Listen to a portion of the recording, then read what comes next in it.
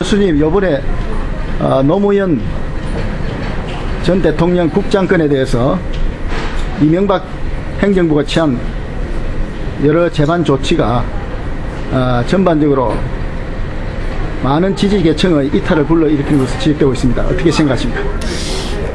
굉장히 좀 민감한 문제입니다. 죽은 사람에 대해서는 좀 안 됐는데요. 저는 그렇게 봅니다. 이제 국민장을 한다는 것은 국무회의 의결을 거쳐야 되고, 또 이제 검찰에서 조사받는 그런 상황이었다는 점, 또 그런 뇌물죄 문제라든가, 또는 또 국민행동본부에서 반역죄로 고발된 그런 상태이기 때문에 국민장의 그런 결정 과정에 대해서 당연히 문제가 제기돼야 된다고 봅니다. 그렇게 된다면 모든 대통령들이 다 국민장으로 치러야 된다는 그런 문제가 생기는데, 저는 이 점에 대해서는 또 납득이 안 가고, 또 봉하마을에서 돌아가셨는데 굳이 또 청와대로 와가지고 또 이렇게 했다는 점입니다. 경복궁에서 했다는 그런 점입니다. 또는 막대한 예산을 들여가지고 전국에 노란색 물결로 해가지고 역전이 넘어도 분양소 붙여하고 좀 상당히 좀 크게 벌렸습니다. 그래서 이 죽음의 미학이라는 게 있지 않습니까? 죽었다고 해서 모든 것이 면죄부가 되고, 죽었다고 해서 나쁜 것이 좋은 거라든가 좋게 미화가 된다면은 이 죽음이 면죄부가 되는 이런 행복이라는 것이 과연 바람직한 것이냐.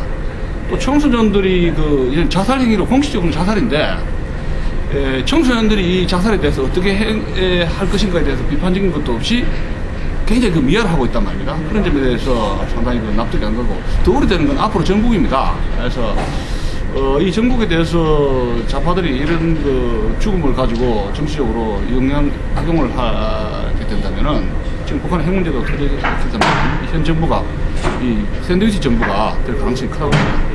좀 더 구체적으로 말하면은, 일부에서는 이것이 장기적인 정치 흐름으로서 하나의 맥을 갖다가 가속화시켜가지고 앞으로 올 북한 핵 문제 위기하고 이 상승장을 일으켜가 우리 전본적인 정치 구도라든지 아니면 힘의 새로운 권력의 새로운 권력이 출현하는 그런 지경까지 이르지 않느냐 하는 그런 예측도 있는데 어떻게 생각하십니까?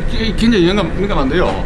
지금 북한에서 북쪽의 레프트하고 봉하마을의 이 레프트가 이제 이 경복궁으로 이렇게 밀고 올라가는 그런 형국이거든요. 그래서 이 정부가 이제 자기 지지 세력을 일단 결집을 해야 됩니다. 그래서 그들을 위한 정책을 또 해야 되고, 문제는 이제 이 사람의 죽음을 이용을 해가지고 어게인 2002라는 게 있지 않습니까? 어게인 2002에서 다시 한번 우리 세상을 만들어 보자. 이런 2012. 그러니까 과거에 2002의 재미를 한번 봤죠. 2002. 그러니까 다시 이제 이번에 다시 어게인 다시 한번 2012 2012년에 한미연합회에 해체되는 그 시점에서 정부를 재창출하지 않고 이렇게 대중운동으로 갈 공산이 큰데 굉장히 우려가 되는 문제가 있습니다. 그럼 또 그동안에 줄기차게 우리 또 김정일 체제에 대해서 비판하시고 여러 가지 저술도 하신 걸로 아는데, 근본적으로 김정일 체제에 대해서 지금 현 상황에서 저렇게 많은 미사일을 발사하고 하는 그 의도와 그 배경에 대해서 교수님 나름대로 생각하시는 게 있습니까?